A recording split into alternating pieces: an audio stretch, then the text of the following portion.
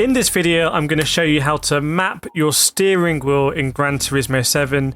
This is really important if you have a steering wheel. Now, I'm going to show you here a Logitech steering wheel as an example, because Logitech is the most common steering wheel that people use in Gran Turismo. This particular one is a Logitech G Pro Racing Wheel, but it's quite a similar layout to Logitech G923, etc. By the way, if you do want to pick up a Logitech steering wheel, I actually have a discount code with Logitech in the description. Just use the word Kireth at checkout and you get, I think, 5 or 10% off, including this one here. But I'm going to go through here and show you what I've mapped, what's important and what's not important.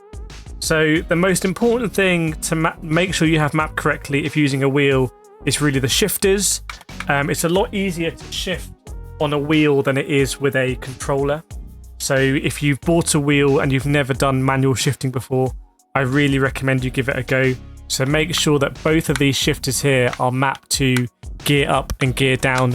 You can see on the screen that that is L1 and R1. Now, the other important things to do is to have your MFD selection correct. So you can see that these buttons already do not actually need to be mapped separately. These dials here, they will automatically, that one automatically cycles through your MFD, which basically gets you onto, fuel rate, brake bias, traction control, really important, going onto the map. So that is really, really, really important, that one there.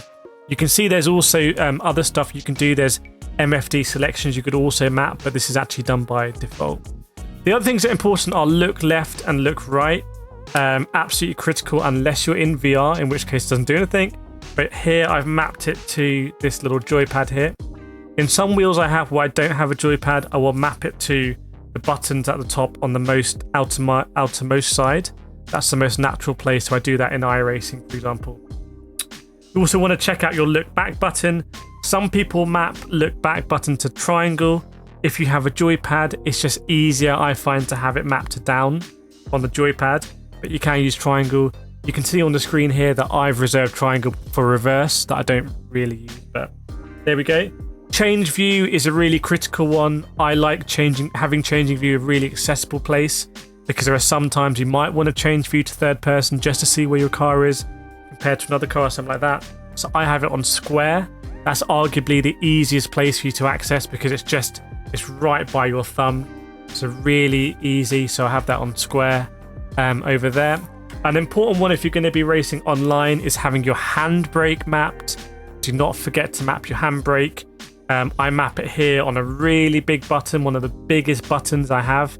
So when I'm in virtual reality, I know to press it. So I have it L2. That's because some races will have a false start check.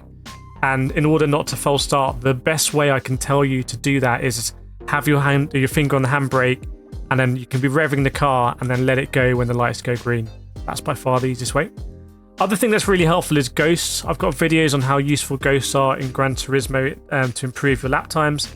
I actually have ghosts mapped here to up, just something that's really quick to press. So it doesn't require like a depression in and out. It's just like a really quick one, because if I'm doing a time trial, I might want to flick the ghost on and flick the ghost off very quickly, because if you're right next to a ghost, it can be a little bit distracting. So try and map the ghost onto something that you can do super quickly. Don't have the ghost mapped to a dial or something.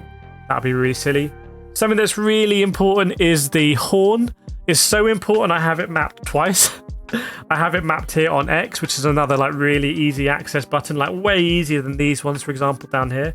This is an easy access button, and I love smashing the horn when I'm racing with mates or in teams or whatever. We just hit on the horn.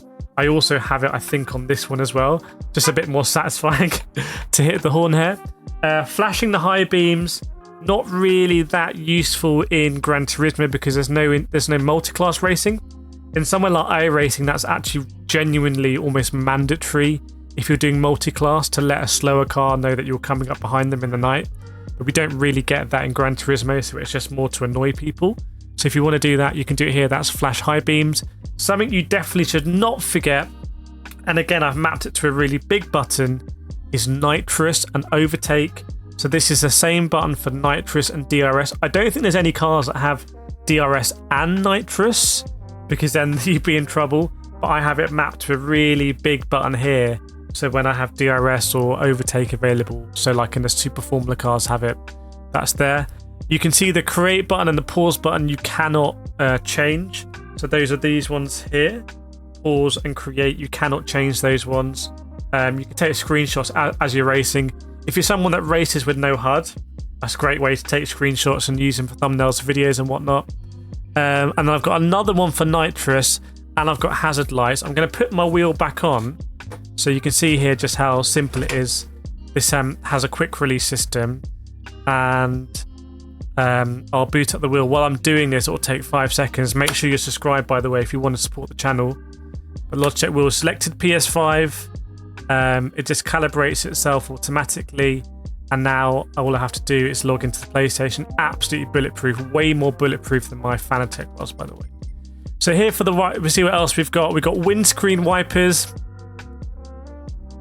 You can toggle the beams. You can flash and toggle. And you can also map accelerate and brake if you wanted to. Now on this wheel has clutch paddles, which are not picked up on the PS5. They only work on the PC. But you could ideally map the clutch paddles to accelerate and brake. Some of the my Fanatec rim does do is you can map those to an axis so they can replicate your brake.